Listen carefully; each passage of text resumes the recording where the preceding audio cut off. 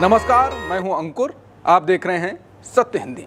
एक नजर अब तक की सुर्खियों पर। ईरान पर हुए इजरायल के ताबड़तोड़ हमलों पर भारत ने अपना स्टैंड अब साफ कर दिया है। भारत ने ब्रिक्स देशों के समूह के साथ मिलकर ईरान पर हमलों की निंदा की है। ब्रिक्स ने इसे अंतर्राष्ट्रीय कानून और संयुक्त राष्ट्र चार्टर का उल्लंघन बताया है।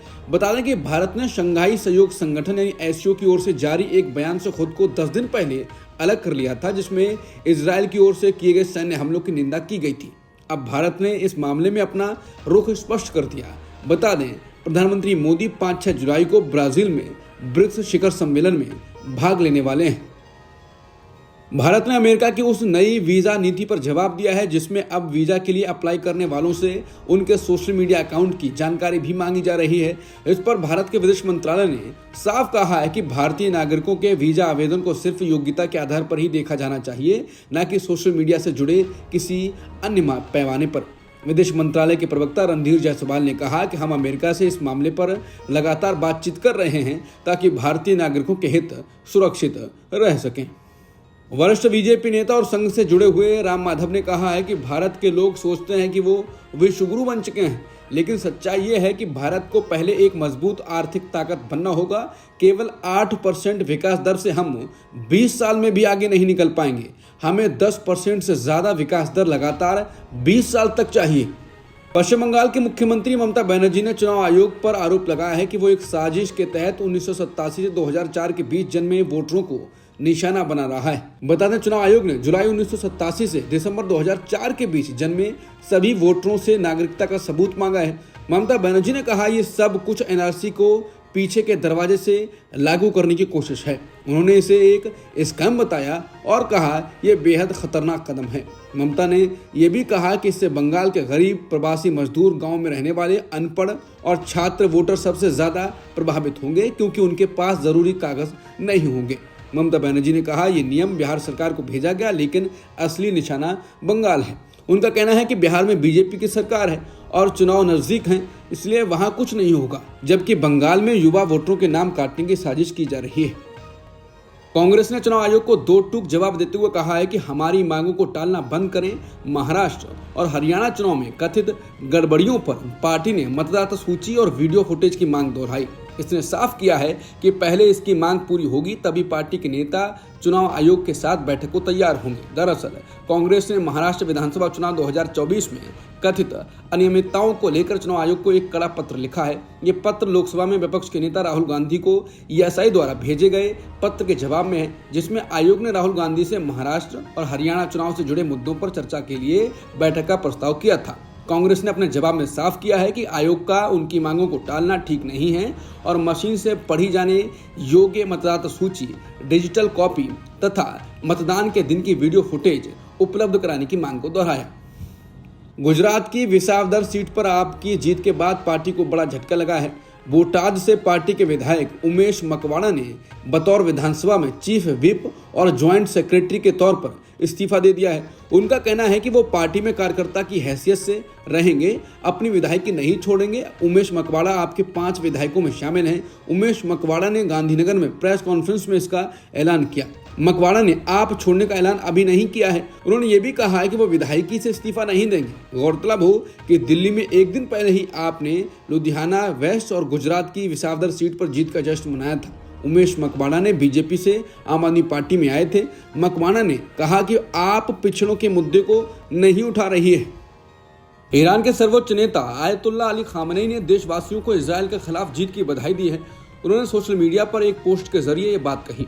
इसके साथ ही उन्होंने कहा कि इतनी सारी धमकियों और दावे करने के बावजूद ज़ायोनिस्ट शासन को इस्लामी गणराज्य यानी ईरान ने बुरी तरह कुचल दिया है। उन्होंने अमेरिका पर भी हमला बोला और दावा किया कि ईरान ने अमेरिका के खाड़ी क्षेत्र में मौजूद सैनिक अड्डों पर हमला किया और उसे मुंहतोड़ जवाब दिया। उन्होंने कहा कि ईरान ने अमेरिका को जोरदार थप्पड़ मारा है। अमेरिका के सबसे अहम सैन्य अड्डों में से एक अल उदीद एयरबेस पर हमला कर नुकसान पहुंचाया गया है। खामेनी ने चेतावनी दी कि ईरान अब भी अमेरिका के कई ठिकानों तक पहुंच रखता है और जब चाहे हमला कर सकता है। उन्होंने कहा कि ईरान के पास अब भी अमेरिका के अहम ठिकानों तक पहुंच है और ज़रूरत पड़ने पर फिर से हमला किया जा सकता है। अगर दुश्मन ने दोबारा कोई गलती की तो उसे इसकी भारी कीमत चुकानी पड़ेगी। खामनेई ने ट्रंप के उस बयान का मजाक उड़ाया जिसमें उन्होंने कहा था कि ईरान को आत्मसमर्पण करना चाहिए। खामनेई बोले, यह कहना कि ईरान को आत्मसमर्पण करना चाहिए अमेरिका के राष्ट्रपति जैसे बड़े पद पर बैठे व्यक्ति को शोभा नहीं देता। ईरान के सर्वोच्च नेता आयतुल्लाह अली खामनेई ने अपने भाषण में कहा है कि ईरान के परमाणु ठिकानों पर हमला करके अमेरिका कुछ नहीं कर पाया है। उन्होंने कहा कि जो कुछ हुआ अमेरिकी राष्ट्रपति ट्रंप ने उसे बढ़ा चढ़ाकर पेश किया है। उनकी बात सुनकर कोई भी व्यक्ति बता सकता है कि वो सच्चाई को तोड़ मरोड़ रहे थे। उन्होंने कहा कि हमने इस क्षेत्र में अमेरिका के एक प्रमुख अड्डे पर हमला किया और अमेरिका ने इसे कमतर आंकने की कोशिश की। आयतुल्लाह अली खामनेई ने कहा कि ट्रंप ने ईरान से आत्मसमर्पण करने की बात करके बहुत बड़ी बात कह दी। ईरान जैसे महान देश और राष्ट्र के लिए आत्मसमर्पण का उल्लेख ही अपमान है। उन्होंने कहा कि ट्रंप ने गलती से एक सच्चाई उजागर कर दी कि अमेरिका शुरू से ही ईरान विरोधी रहा है। अमेरिकी राष्ट्रपति ट्रंप ने गुरुवार को इजराइल के प्रधानमंत्री बेन्यामिन नेतन्याहू के खिलाफ चल रहे आपराधिक भ्रष्टाचार के मुकदमे बंद करने की मांग की है। ट्रंप ने यह आग्रह सीधे इजराइल की न्यायपालिका से किया है। ये बयान ऐसे समय पर आया है जब अमेरिका और इजराइल ने मिलकर ईरान के परमाणु ठिकानों पर हमले किए हैं, लेकिन इजराइल के विपक्ष ने ईरान इजराइल युद्ध विराम पर सवाल उठाते हुए तमाम सवाल किए हैं। विपक्ष ने नेतन्याहू से गजा युद्ध रोकने को कहा है। ईरान से युद्ध रोकने के बाद इजराइल में राजनीतिक हालात एकदम से बदल गए हैं। नेतन्याहू के खिलाफ हाल ही में काफी प्रदर्शन भी हुए थे। रक्षा मंत्री राजनाथ सिंह ने SCO बैठक में पाकिस्तान चीन के रवैये को करारा जवाब देते हुए संयुक्त बयान पर हस्ताक्षर करने से इनकार कर दिया।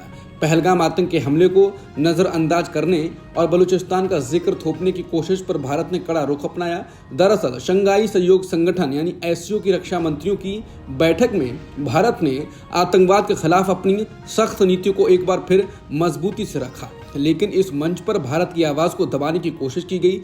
चीन के किंगदाओ में आयोजित SCO बैठक के संयुक्त बयान में साफ दिखा। दस्तावेज में जम्मू कश्मीर के पहलगाम में हुए हालिया आतंक के हमले का जिक्र नहीं था। इसके बजाय दस्तावेज में बलूचिस्तान का उल्लेख किया गया था। पाकिस्तान अपने इस प्रोविंस में अस्थिरता के लिए भारत को लगातार जिम्मेदार बताता रहा है। पाकिस्तान आरोप लगाता रहा है कि बलूच मिलिटेंट को भारत सहयोग करता रहा है। हालांकि भारत इन दावों को खारिज करता रहा है। ऐसे दस्तावेज में इस मुद्दे के जिक्र को भारत ने अपनी संप्रभुता और आतंकवाद विरोधी नीति के खिलाफ माना। पहलगाम आतंक के हमलों पर भी भारत ने कड़ी आपत्ति जताई। रक्षा मंत्री राजनाथ सिंह ने गुरुवार को चीन में रूस के रक्षा मंत्री आंद्रे बेलोसोव से मुलाकात की। राजनाथ सिंह ने रूस के रक्षा मंत्री के साथ हुई मुलाकात की जानकारी सोशल मीडिया प्लेटफॉर्म X पर दी। उन्होंने कहा कि रूस के रक्षा मंत्री से मिलकर खुशी हुई। राजनाथ सिंह ने बताया है कि उन्होंने रूस के रक्षा मंत्री से भारत रूस रक्षा संबंधों को बढ़ावा देने पर चर्चा की। राजनाथ सिंह शंघाई सहयोग संगठन यानी SCO के सम्मेलन में भाग लेने के लिए चीन के दौरे पर हैं। अमेरिका में नहीं पूरी दुनिया में इस वक्त जोहरान ममदानी की चर्चा है, लेकिन अमेरिका के राष्ट्रपति ट्रंप ममदानी को लेकर काफी परेशान हैं। उन्होंने इनके खिलाफ आपत्तिजनक शब्दों का इस्तेमाल भी किया। ट्रंप ने ट्रूथ सोशल पोस्ट में ममदानी को 100% कम्युनिस्ट पागल बताया और कहा कि उनका मेयर बनने की राह पर होना हास्यास्पद है।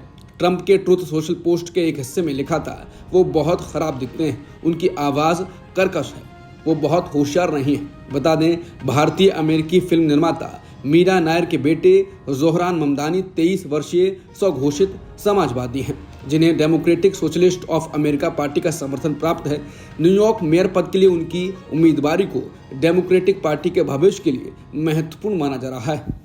XEM-4 मिशन के तहत अंतरिक्ष की यात्रा पर भारतीय अंतरिक्ष यात्री ग्रुप कैप्टन शुभांशु शुक्ला को लेकर गया स्पेस एक्स ड्रैगन कैप्सूल अंतर्राष्ट्रीय अंतरिक्ष स्टेशन से जुड़ गया है। ड्रैगन कैप्सूल पहले से तय समय से 20 मिनट पहले डॉक हुआ।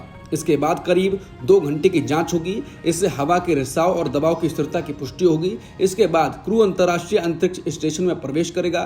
XEM-4 मिशन के तहत ये चारों अंतरिक्ष यात्री 14 दिनों तक ISS में रहेंगे। इससे पहले राकेश शर्मा पहले भारतीय थे जो साल 1984 में रूसी मिशन के तहत स्पेस में गए थे। अब तक की खबरों में इतना ही। बाकी खबरों के लिए बने रहिए सत्यहिंदी.com के साथ।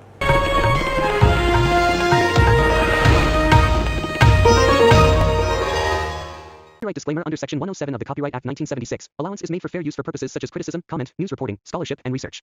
Fair use is a use permitted by copyright statute that might otherwise be infringing.